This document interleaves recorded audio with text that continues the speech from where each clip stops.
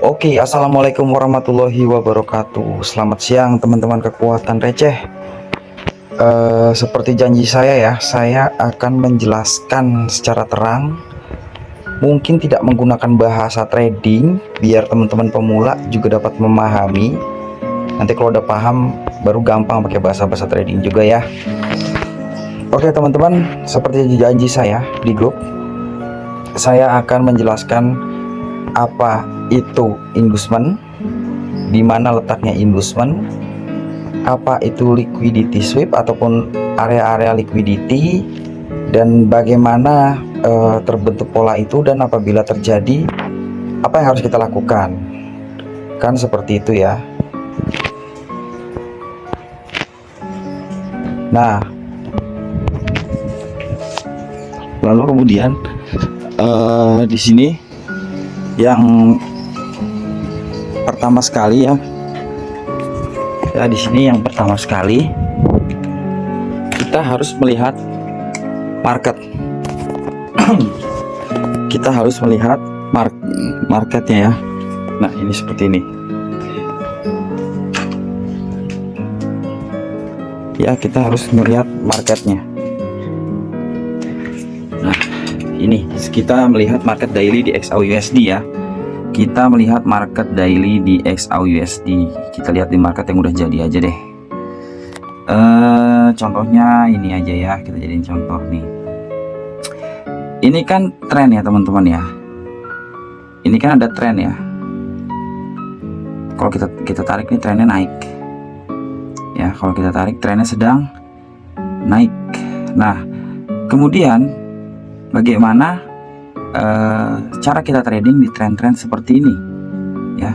Kalau trennya sedang seperti ini, naik dan baru berangkat kayak gini, baru berangkat naik, apakah kita harus entry posisi buy ya? Apakah kita harus entry posisi buy?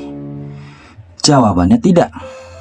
Lalu di mana kita harus entry posisi, dan apabila ada market terjadi impulsif kencang, apa yang harus kita lakukan? Ya biarin aja marketnya jalan, terus kita tandai di sini area yang akan kemungkinan menjadi area pantul seperti ini ya, area pantul. Nah, ini seperti ini. Nah, ketika dia sudah jalan naik ke atas ya, marketnya berjalan. Duh, kok malah ini sih, bentar sorry. Udah, biarin dulu deh. Ini loh, ketika market ini berjalan ke atas, lalu kita tentukan atau kita buat kotak yang mungkin akan terjadi pantulan market di situ. Contohnya kotak yang kita buat ini. Jadi ketika market baru impulsif, kita jangan FOMO teman-teman, kita tunggu area retestnya baru masuk. Contoh market lagi bullish ya, kita cari peluang bullish dengan cara biarin dulu marketnya jalan terus turun, kemudian kita baru buy gitu ya kan. Lalu teman-teman, itu cara entry ya, itu cara entry-nya sederhana ya, cara entry-nya sederhana. Kemudian nah, ini yang dinamakan inducement teman-teman. Nih, ini yang dinamakan inducement ya kan. Market kan jalan nih sebelumnya nih, tuh market kan jalan naik tuh. Nah, terus ketika market jalan naik kayak gitu, berarti yang kita mapping mana ini kan? Nah, yang kita mapping kan ini. Kita mapping ini dari market berangkat gitu. Nah, terus kemudian apa yang harus kita lakukan setelahnya? Setelahnya kita ketika dia mulai turun ataupun retracement seperti ini, barulah kita buy. Atas dasar apa kita buy di sini? Ternyata di tengah-tengah perjalanannya market, di sini ada lagi, ini zona pantulan dia tuh, seperti ini teman-teman. Kita buy di setiap ada area-area yang pernah terjadi konsolidasi seperti ini, seperti ini. Nah, ini market langsung naik tinggi. Kenapa? Karena ini fresh ya, fresh.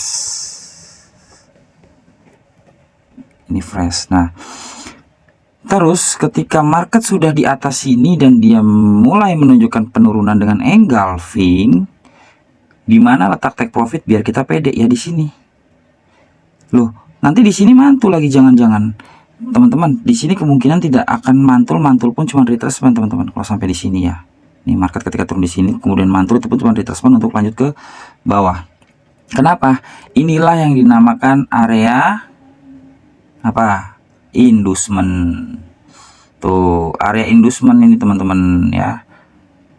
Area inducement. Nah, disinilah banyak posisi-posisi liquidity ya, ataupun banyak ada yang buy limit ya di sini nih, di garis-garis merah ini. Kemudian apa yang terjadi setelah memakan inducement?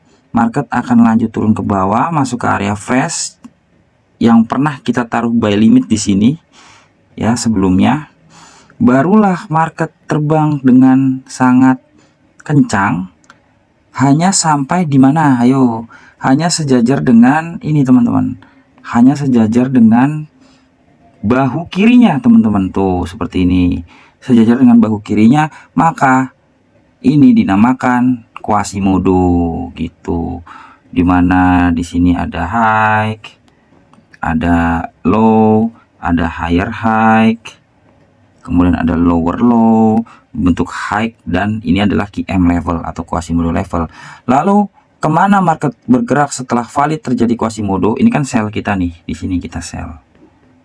Tuh, dimana market bergerak? Ya, market bergerak sampai ke kakinya, ke sini. Karena ini daily ini lumayan kalau kita hitung dari 13.21 sampai dengan ini teman-teman 12.87 teman-teman. Itu berapa ribu pip teman-teman ya, berapa ribu pip. Barulah market bergerak ke arah sebenarnya atau ke atas. Tuh lihat, jadi kan ini kan sebenarnya kan lagi naik nih tuh ya, polanya kan gini, ini kan lagi naik tuh. Nah terus kemudian terbentuk pola-pola kayak gini, makan inducement, terus kemudian apa namanya membentuk pola QM. Nah inilah baru market menunjukkan arah sebenarnya setelah.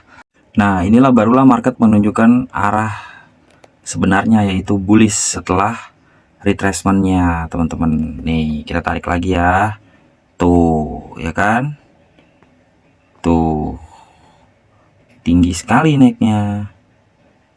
Tuh itulah tadi inducement ya, inducement dan liquidity teman-teman ya. Nih ya, ini inducement dan liquidity. Itu ini inducement, ini liquidity nih, yang air-air ini, tanda-tanda air nih, ini liquidity di sini. Nah di sini order blocknya nih OB extreme ataupun OB fresh. Jadi teman-teman saya sarankan taruh posisi di tengah-tengah order block ini, posisi limit. Mau buy limit kalau dia arahnya sedang trend bullish dan market datang dengan bearish, atau sell limit. Sell limit itu kalau marketnya sedang bearish lalu datang bullish. Tuh baru ke arah selanjutnya atau ke atas begitu. Nah sama seperti kemarin kita mengalami news apa NFP. Loh kok kenapa kok bisa turun padahal dolarnya bagus. Ya kemarin ya, kenapa goldnya nggak langsung terbang aja, kenapa kok bagus gitu ya, kenapa kok turun dulu. Gini teman-teman ya penjelasannya, saya itu kan udah mapping kotak ini, bahkan di grup tuh udah saya share ya sebelumnya. Nih kotak ini nih, sedangkan berarti kan kalau kotak supply-nya di situ, berarti kan yang ini inducement, ini inducement ya, ini juga inducement juga di sini. Nah terus kemudian market itu bergerak itu kemarin tuh kalau nggak salah dari 83 apa ya kalau nggak salah ya. Nah ini kan dari sini teman-teman. Nah artinya market ini ya, market ini kan baru aja makan inducementnya dia nih, baru aja makan inducementnya di sini tuh, tapi belum sampai ini, belum sampai kotak ini. Nah di sini ini liquidity semua teman-teman ya, sell limit semua ini ya. Alhasil turun teman-teman sampai ke 1974 untuk naik lagi sampai ke 1992 begitu teman-teman ya. Nanti apa yang kita lakukan ya teman-teman ya, saya udah mapping juga kotak di sini 1920. Ini potensi yang bakalan dikejar banget teman-teman. Kenapa? Ini kan udah keambil nih. Area flash dulu keambil, ini turun, ini retracement teman-teman. Tuh, retracement yang selevel dengan bahu kiri sebelumnya gitu. Ya, tuh selevel ya. Dan ini baru aja ngebreak tuh. Ya, lihat ya ekornya ini. Baru aja ngebreak gitu. Nah, otomatis ya, zona yang akan dikejar pada hari Senin ya, yang potensi dikejar adalah 1794 dari 1992. Terus kemudian agak perang di 1961 sampai 1950 ya, sampai 1950 dari 61 lah ini kan. Nah dari sini sampai ke 52. Nah kalau area 1952 ini jebol, barulah dia ke 1920 dan naik untuk retracement lagi teman-teman. Nah kemungkinan news-news yang akan terjadi yang akan mendorong pergerakan marketnya. Jadi seperti itu teman-teman ya, seperti itu bagaimana kita setup posisi dengan inducement. Nah terus bagaimana kita menyikapi keputusan ketika di area liquidity sweep gitu. Terus kemudian ini ada satu yang penting ya yang mau saya share ya di sini ya.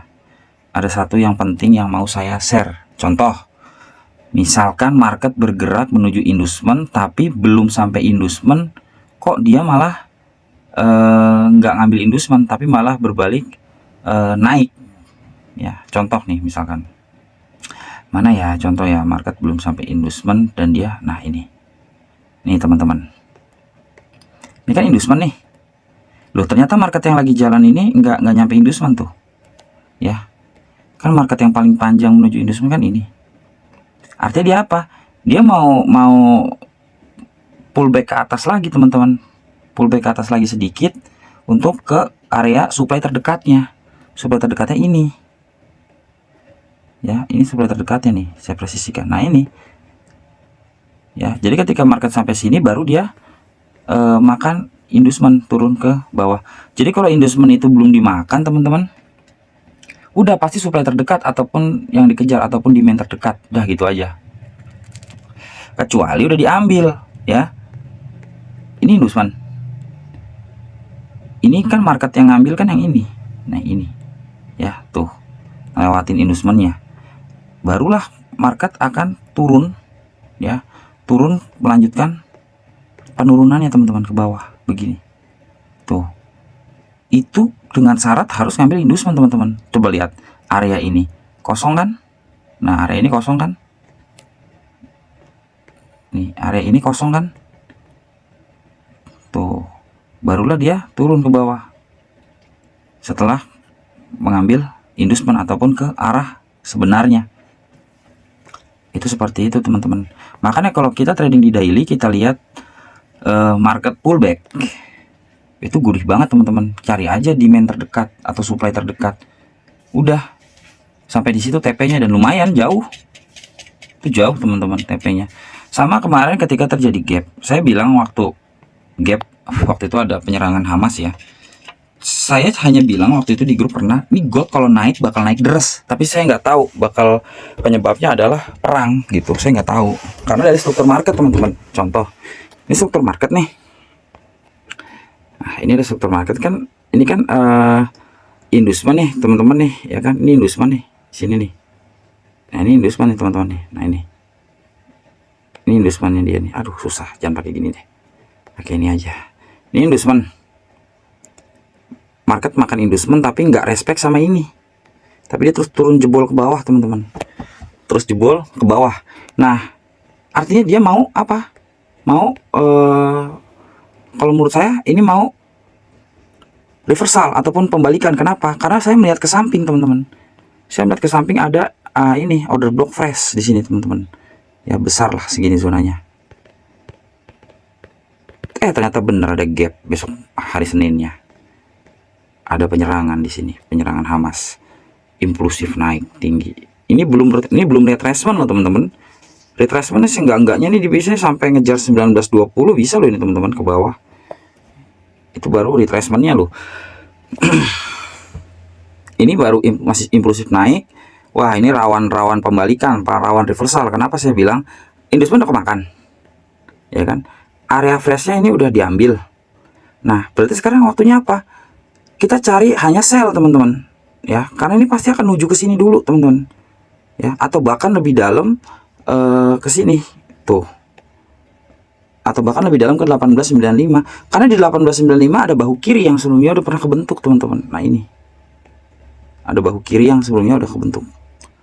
Nah, kalau dia udah sampai sini pasti pullback, teman-teman, pasti pullback ke bisa ke 2024, teman-teman, karena sejajar, teman-teman, ya, sejajar dengan area yang ada di sini tuh. Kecuali kemarin sampai di sini duluan, nggak ada retracement di 2004 ya, atau 2005 itu, dia mungkin bisa langsung jebol, teman-teman, dan naik secara kencang. Itu kemungkinan bisa terjadi seperti itu, atau bahkan mengejar gapnya dulu ini baru dia naik, itu bisa. Nah, jadi trading dengan cara memanfaatkan inducement itu seperti itu. Kita bisa juga namain inducement double kayak gini, ini equal low. Ya, kalau bahasa tradingnya saya nggak mau pakai bahasa trading sebenarnya. Cuman ya udah buat pengetahuan aja, ini equal low. Nah, ini yang ada anak panahnya ini equal low. Nah, kalau di atas, nah kalau posisinya itu di atas, teman-teman, kayak gini, ya, ini namanya equal high. Inducement ini equal high. Kalau inducementnya di bawah, itu namanya equal low. Ya, bisa dimengerti ya, gampang ya caranya ya, gampang. Makanya kita kalau mau trading itu zonanya harus di mapping dulu, time frame besar, mempresisikannya turun ke time frame yang lebih kecil, entry-nya di time frame yang lebih kecil lagi, buat ngelihat ada engulfing kah, atau ada apakah di situ yang memungkinkan kita untuk entry posisi. Itu penjelasan singkat dari saya, mudah-mudahan berguna dan dipahami. Tonton berulang-ulang, saya yakin paham ya, teman-teman, ya, tonton berulang-ulang, saya yakin paham lah, pasti paham lah, teman-teman. Masa ya nggak paham gitu loh. Nggak lah, paham lah pasti. Oke, teman-teman, wassalamualaikum warahmatullahi wabarakatuh.